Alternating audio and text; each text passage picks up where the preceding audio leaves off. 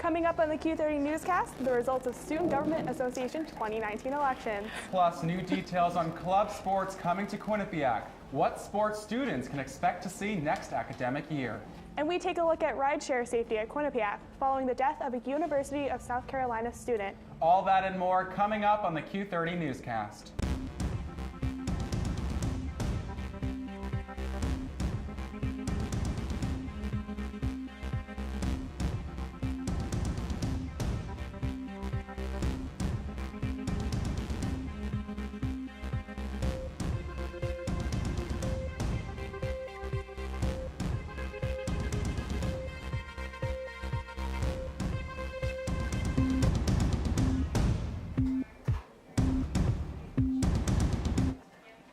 Good evening and welcome to the Q30 Newscast. I'm Matt Fortin. And I'm Cassidy Berger.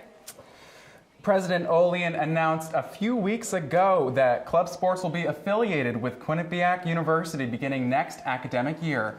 Now we're learning more about what student athletes can expect to see. QU Club Sports announced on Twitter earlier today which sports will officially be coming to campus. Q30 sat down with Associate Director of Intramurals Mike Medina to learn which sports were chosen. On the men's side, we've accepted men's ice hockey, men's lacrosse, and men's rugby. On the women's side, we have our dance team that's going to be brand new to the university, as well as figure skating and equestrian. And then we will also be recognizing the women's lacrosse, women's soccer, and women's volleyball club teams. And our final team is a co-ed team, and it's a unique aspect of the club tennis scene that it's not just a men's team and a women's team. They actually compete as co-ed. And you can watch Callie Key's full interview with Mike on Q30TV.com. Students planning on going to the Holiday Hill Senior event will have to change their plans. Senior Experience sent out an email earlier this week saying that the event has been canceled. We had low attendance for registration. The minimum was 500 students to be able to use the facility at Holiday Hill, and we were only able to get around 200 people interested. Holiday Hill was the last in a series of functions for seniors aimed to take the place of Senior Week in May. The event was set for May 16th, just days before graduation. Holiday Hill, if you don't know, is a campground and picnic area in Prospect, Connecticut that's popular for school trips. Anyone who signed up can go to the Office of Campus Life on April 30th for a cash refund. Coming together for a day of community service. Kelly Ryan has more on how Quinnipiac students lent a helping hand. Rotten wood, littered plastic, forgotten t-shirts. New Haven locals spent the day Saturday cleaning up the Long Wharf Nature Preserve in the spirit of spring cleaning. It was all part of the Rock to Rock Day of Service hosted by the New Haven Land Trust. Those who chose to come out to the preserve to do some good put on their work gloves and grabbed garbage bags. They scoured the lands for anything that didn't belong. But how does all that pollution-causing litter get there? We get a lot of trash that comes into this preserve because one side of it's on the sound and trash washes up, and the other side is on the interstate, so a lot of trash comes from there. Now, it wasn't just locals who came out here to Long Wharf today. Quinnipiac students were also here as part of the big event, doing their part to pick up stuff like this. The big event is an annual day of community service at Quinnipiac where thousands of students head out to different locations in need in Connecticut. Freshman Jennifer O'Rosa Riley and her friends signed up for the big event and were assigned to the Long Wharf cleanup.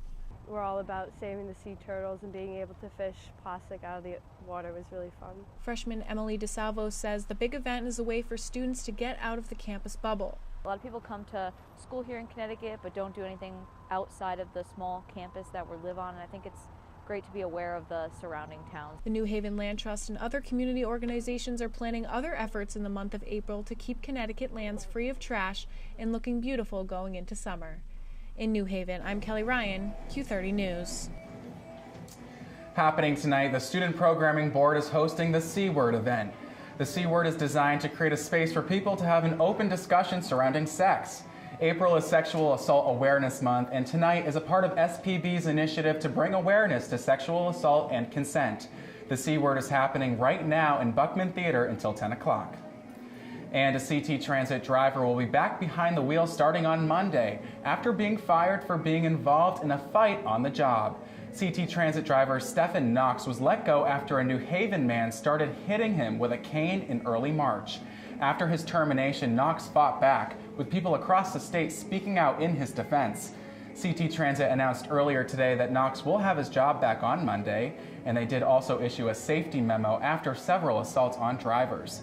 The memo promised to add 100 safety barriers later this year. Following the latest assault, they are also planning on offering further training in operator safety. And discussion over that USC student who was murdered after getting into what she thought was an Uber continues tonight, from rideshare users about their own safety. Brooke Riley has more on what Quinnipiac is doing to keep students safe. Quinnipiac University Office of Public Safety is encouraging all students to use caution when using rideshare services such as Uber and Lyft. You have to be cautious of your personal safety. You definitely should never ride by yourself. Always try and ride in groups. This comes after the tragic death of a University of South Carolina student, Samantha Josephson, who was murdered after accidentally getting into the wrong car thinking it was her Uber ride. The first thing you need to say to the driver is, "What is my name?" In 2016, a Quinnipiac student was sexually assaulted by an Uber driver after being picked up from a New Haven bar. In that case, we work closely with the police. We put out an educational bulletin to all the students on MyQ and by email, listing Uber safety tips and so forth, and alerting them to the fact that that had occurred. Since then, other Quinnipiac students have had safety issues with rideshare services themselves. I was taking a Lyft and the driver made a lot of wrong turns, so it led me and my friends to believe that either he was intoxicated or just not in the right state, so we actually told him to pull over. Ubers and Lyfts are supposed to be picking up and dropping students off in the Hogan parking lot on the Mount Carmel campus. But one student says she's been dropped off right in front of her residence hall on multiple occasions. I've gotten on campus a few times in an Uber, which I know isn't allowed, but sometimes the security guards just let you go right by. Students are reminded to always make sure the driver and license plate number match the photo and number in the app. They're also reminded to ask the driver, "What's my name?" before entering the vehicle. In Hogan parking lot, Brooke Riley, Q30 News. Car break-ins in Hamden are on the rise. Hamden Police Department has made changes following. What we've done is we've increased patrols. We've added more police patrol vehicles to the area, including foot patrol and bicycle patrol. Captain Ronald Smith said to always take your belongings inside so that valuables are not stolen. In an effort to increase emergency preparedness on campus, the university's emergency management team will hold a shelter-in-place drill this week. A shelter-in-place drill is used to protect against situations of external emergencies. As the spring semester comes to an end, Student Health Services is increasing its efforts to raise awareness of healthy living. Student Health Services hosted a health and wellness fair this past Monday. Various health professionals and organizations were on hand to give students information about healthy living. They ranged from fitness classes to chiropractors. Representatives from those businesses talked to students about ways to promote a healthy lifestyle here on campus. Support groups were also represented. Students are always encouraged to reach out to Student Health Services for any health-related concern. And one Connecticut politician pushing to get vaping products out of the hands of teenagers. Senator Blumenthal introduced the PROTECT Act on Friday. It calls for a federal program educating teenagers and their families about the dangers of vaping. This is in response to an incident in Seymour last week when vaping sent several students to the hospital. The FDA reports that the number of teens vaping has increased by 78% last year alone. The Quinnipiac School of Nursing is now accepting applicants for students hoping to transfer into the school. It says that any student in another school and in good academic standing is welcome to apply to be a part of the nursing program. Those applications are due on May 13th, and decisions will be released in June. When we come back, students reacting to the arrival of spring weather. And the first ever picture of a black hole has been released. What scientists found, Josh Silverman has that and more in this week's National News Update.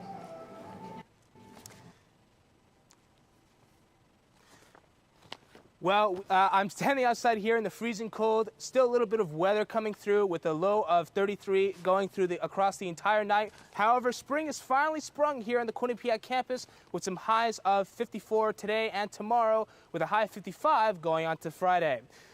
I will be going into that and more right after this break.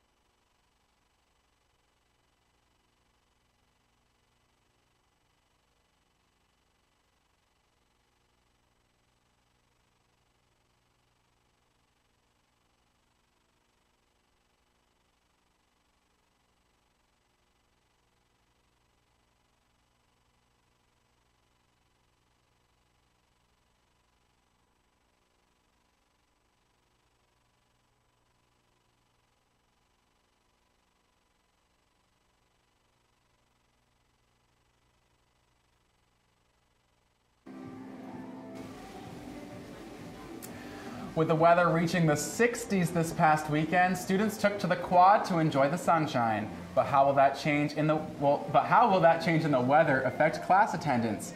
Q30's Luca Triant has that story. While it can't be said it's always sunny in Hamden, warm temperatures and clear skies have been coming more and more over the past few days. For Quinnipiac students, however, a nice day could mean the difference between attending or skipping class. I probably would skip class if the day was nice, especially since I'm a senior. I kind of want to enjoy my last few days here. 100%. Just because it's just annoying to be inside. I'd like to be outside.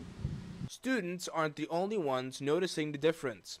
Some professors have seen a decrease in class attendance and recommend against it. I think it's really not a good thing. I highly recommend, I have 2 sons in college, I highly recommend they go to all the classes, do not miss classes. First of all, you fall behind in the material, you got to make it up another time. The second thing is professors don't really like it, if you don't show up, even though it might not be required.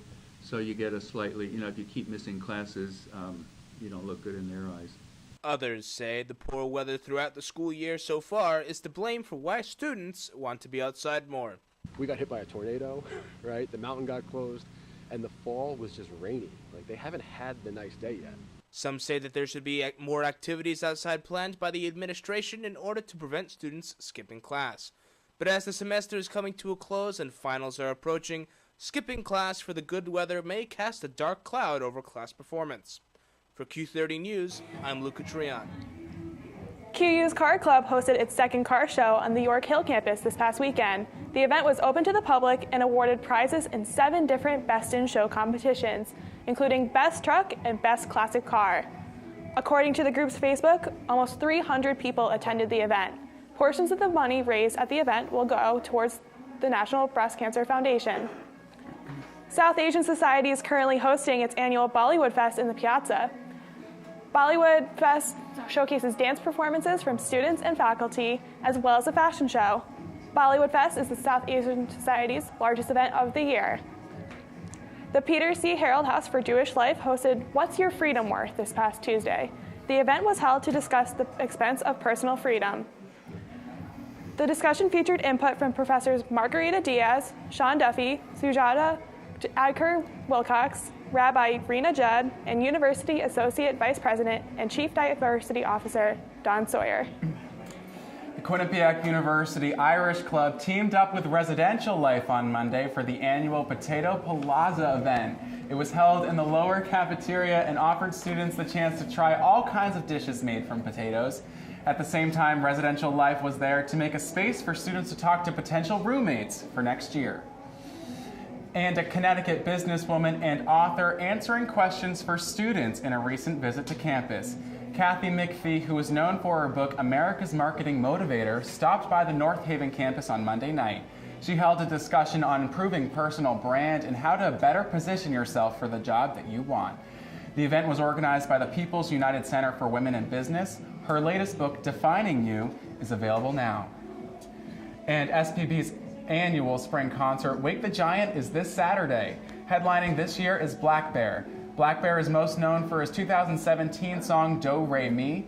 Opening for Black Bear is Bryce Vine. The doors open at People's United Center at 7 and the concert goes until 10. Tickets are $20 for seats and $25 for floor. Students can purchase tickets through the QU box office. The first ever picture of a black hole has officially been taken. Josh Silverman has that and more in this week's National News Update. Thanks, guys. To begin tonight's National News Update, reports say Walmart will be adding 4,000 robots to stores across the country to combat rising wages. Walmart says the robots will help workers become more efficient and cut down on, quote, mundane and repetitive tasks. The timing isn't great for the big retail chain, as a report from the Brookings Institution reported 1/4 of American jobs are at risk of being replaced by artificial intelligence. Walmart does plan to add some type of work robots to its workforce sometime in the near future. And it seems like 2019 has been the year of the return. For the first time since it was eliminated in 2000, the CDC is ordering people in certain communities to get vaccinated for measles. Nearly everyone in a Jewish Orthodox community in New York City has been ordered to get vaccinated for the disease, or they could face fines. There have already been 465 cases of measles reported this year. The order has received some pushback from even those who are pro-vaccination, with some saying they felt uncomfortable with the city making people get vaccinated. The CDC recommends all children get 2 doses of the measles vaccination. And the first ever picture of a black hole has been released. Scientists use a network of telescopes to take the pictures. The image is of the supermassive black hole, and its shadow is the center of the galaxy known as M87. This massive galaxy is known as the Virgo galaxy and is 55 million light years away. The black hole is also over 6 billion times bigger than our sun. Shepard Dolman, the director of the event, said that we have seen what we thought was unseeable. More than 200 researchers were involved in this event, and one can only wonder what will come to light next. That's all for our national news this week. Back to you guys at the desk. Thanks so much, Josh, for the update. After the break, Luca Triant is out on the quad to tell us if that spring weather is here to stay. And Elizabeth Warren released her 2018 tax returns. What her income was? Katie O'Keefe is here with that and more in this week's Political News Update.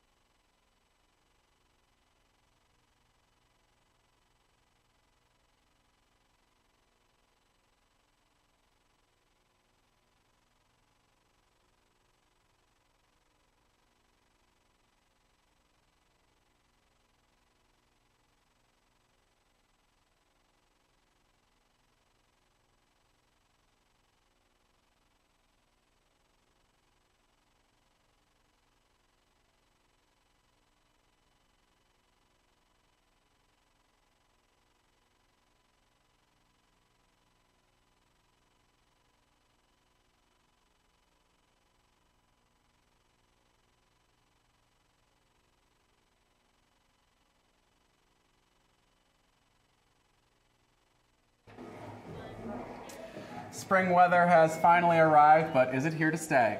Luca Triant is on the quad with the forecast. Well, it is really cold out, as I said before, but temperatures are warming up. As I said, today was kind of like, in the mid-50s. Tomorrow will be in the mid-50s. But as the weekend comes on, Friday, mid-50s. Saturday will actually be 67 degrees. The only downside will be that it will be raining a lot, along with Sunday. Sunday will be going down to a high of 61 with a low of 51, kind of staying consistent with the lows there, but it will be raining again. Monday will actually will be predicted to be thunderstorming, so watch out for that. It'll be a high of 59, kind of dipping a bit low into the high 50s there with a low of 43. And Tuesday will be a 56, cloudy skies. We're moving on to the state, just looking out at what the state is facing right now at around 9:30, 10 o'clock. Obviously, in New Haven right now, we're facing kind of like a mid-low of 45 in the night. Danbury, 43. Torrington going a little colder. The far more north you go. However, Hartford is 45. Kind of a weird thing there, as it is kind of up north. But it is a bit warm, just like New Haven. Norwich, 44. New London by the coast, 45. It's been great to be here, guys, with you. The spring has sprung. It's great, and temperatures are only going to be going up as the semester is ending and summer is coming. Back to you guys at the desk. It's been a busy week in the world of politics. And Katie O'Keefe is here to break down exactly what you need to know. Katie. Thanks, guys. Today, Elizabeth Warren released her 2018 tax returns, showing $900,000 of income. The Democrat Massachusetts senator is running her 2020 presidential campaign on a belief of transparency. She says that all presidential candidates for vice president or president should have to release 8 years of their tax return. She said in a statement to CNBC, "I've put out 11 years of my tax returns because no one should ever have to guess who their elected officials are working for. Doing this should be the law." We will see if other presidential candidates will show their tax returns like Warren, but President Trump is on the fence, saying it would interfere with an ongoing IRS investigation.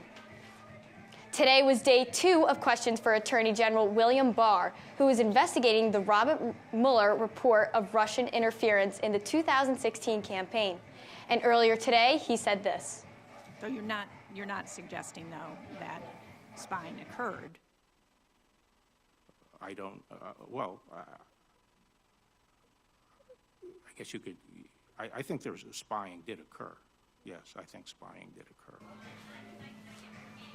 Barr said he hopes to release a redacted version of the special counsel report sometime next week. Texas Tech's medical school used to weigh race as a factor for admission until yesterday.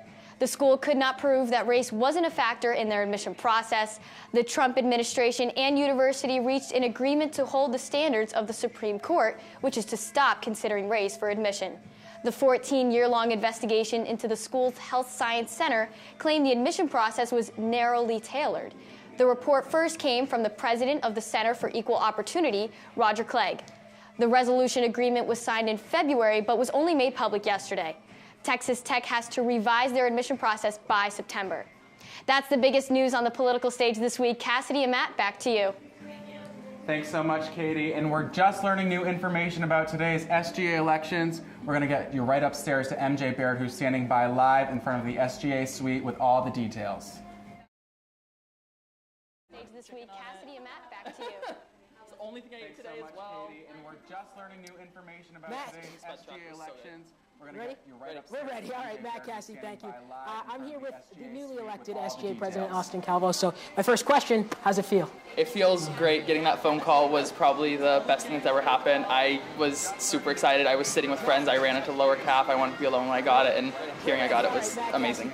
So clearly, just from the start of this interview, we can hear a lot of things going on in your life. And today, maybe the end of the day, not exactly how all of us expected it to pan out. The polls closed at 8. I'm not even sure what time it is now, but maybe 90 plus minutes later, it took you to find out. So what were you thinking in that interim time? So clearly, just from the start of this interview, we can hear a lot of things going on in your life. And today, maybe the end of the day, not exactly how all of us expected it to pan out. The polls closed at 8. I'm not even sure what time it is now, but maybe 90 plus minutes later, it took you to find out. So what were you thinking in that interim time? So clearly, just from the start of this interview, we can hear a lot of things going on in your life. And today, so kind of maybe the end of the day, not exactly how all of us expected it to pan out. Platform was 8. I'm not even sure what time it is now, but let's hear 90 plus minutes later, it took you to find out. So what were you thinking in that interim time? So clearly, just from the start of this interview, we can hear a lot of things going on in your life. And today, so kind of maybe the end of the day, not exactly how all of us expected it to pan out. Platform was 8. I'm not even sure what time it is now, but let's hear 90 plus minutes later, it took you to find out. So what were you thinking in that interim time? So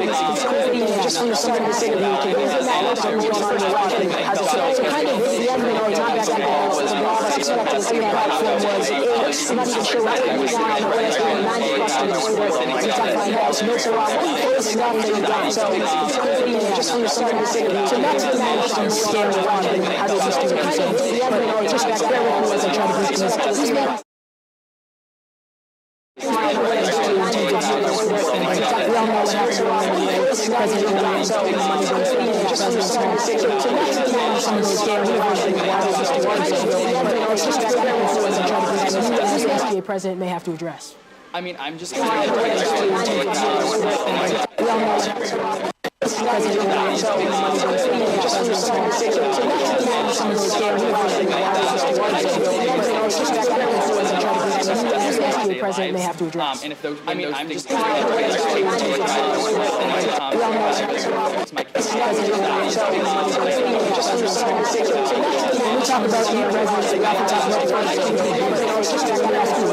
president. The president may have to address. And if those, I mean, I'm just.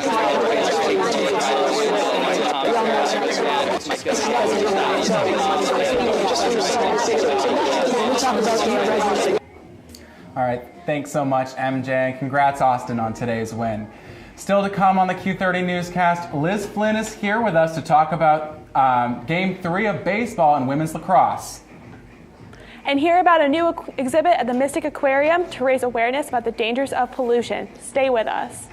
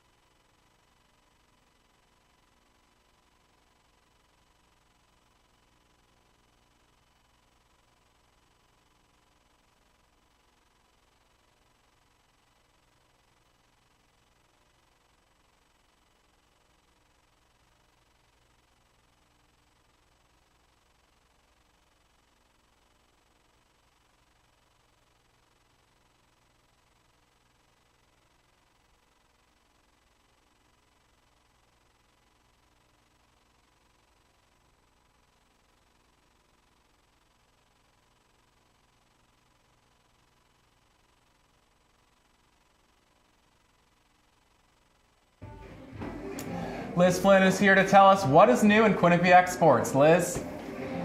Thanks, guys. We are going to start on the diamond. The Quinnipiac baseball team hosted Canisius this weekend for a 3-game series, starting with a Saturday afternoon doubleheader. Kevin Husher led the Bobcats with 3 hits of the day, but that would not be enough as the Golden Griffins would take Game 1 by a score of 9-2 and Game 2 by a score of 3-1. Quinnipiac gets its first 2 conference losses in one day and look to bounce back on Sunday. Now let's take a look here at Game 3 of this series. We start in the bottom of the 9th, Quinnipiac down 5-7. Evan Volgamore rockets one to left field, and will it go? Yes, it will. A solo shot pulls the Bobcats within 1, and that is Evan Volgamore's 3rd home run of the season. He's excited, the team's excited, and we have life in Hamden. This game will go to extra innings, though. Bottom of the 10th, Kevin Husher on first after a walk, and it's a hit and run. Colton Bender rips it down the third base line, and the Canisius left fielder will not be able to secure it. Husher kicks it into high gear and will come around to score. Colton Bender gets the walk-off, and Quinnipiac secures a win in this 3-game series by a score of 10-9 and improves to 7-2 in the MAC. Switching to the turf now, the women's lacrosse team took on Niagara. We're going to start here in the second half. Quinnipiac's up 13-9, but Niagara's Caroline Crump weaves through traffic to finish. Shannon Scavage here is now coming up next for the Bobcats, and she will earn a penalty and score. 14-11 Bobcats. Less than 1 minute left in the game, and Alex Leo from Niagara with a nice finish, and that's going to give the Purple Eagles the lead, and it will stay that way. Final score, Niagara 15, Quinnipiac 14. Now let's head up to the bank where acrobatics and tumbling honored its 7 seniors at its final meet of the regular season on Saturday. The Bobcats defeated the Alderson Broadus Battlers by almost 25 points. This win gave Quinnipiac its 3rd straight undefeated season in ECAC competition. The team will head to the NCATA National Championships at Baylor University in Waco, Texas from April 24th to April 26th. Matt, Cassidy, that is all I have, but we still have one last hockey moment to talk about. That's right, Liz. Winnipeg's men's hockey team members made headlines this week after they signed to various NHL teams. Brooke was signed to the Vancouver Canucks. Rafferty took to Twitter to thank the community for its well wishes. What do you want to tell him? Rafferty made sure to thank them special. Congratulations, Brogan, on joining the Vancouver Canucks.